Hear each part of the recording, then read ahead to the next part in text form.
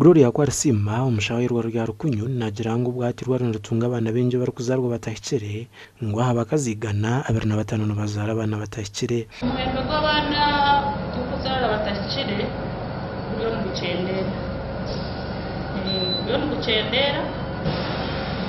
umwe no shanga nko kwezi kumwe baba benshi konka most of the months byo gucendera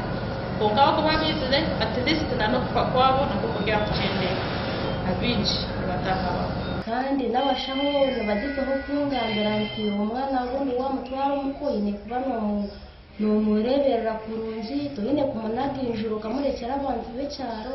umanya abantu becyaro babine imbere zabo ni bagizeho kugambira nti umwana wawe akize bwira wa mupire wa mutwire gezaho umukare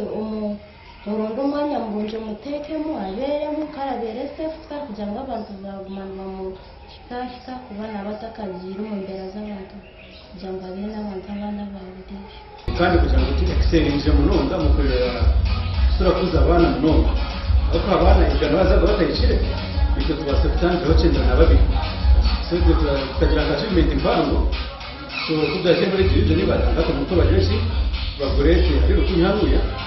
Echereke tabirweme bitongore bitari mwe na bimwe Ebrumu World Vision, MTI, UNICEF, Save the Children hamwe n'ibindi. Let's raise awareness on prematurity. Let's speak about the predisposing factors. Why are we getting many babies born before they are dead? Let's raise awareness. Let's advocate for policies that support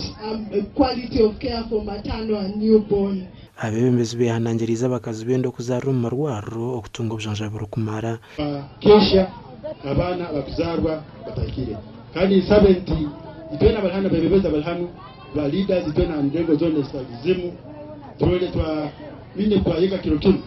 tugende tugambire nabantu twasiga kucyari bamanye nti tunanizwa buno uroro kandi itwena nsubara korora hamwe tukarora abana bakuzarwa batakire bakera gasha kwa Anthony Twine.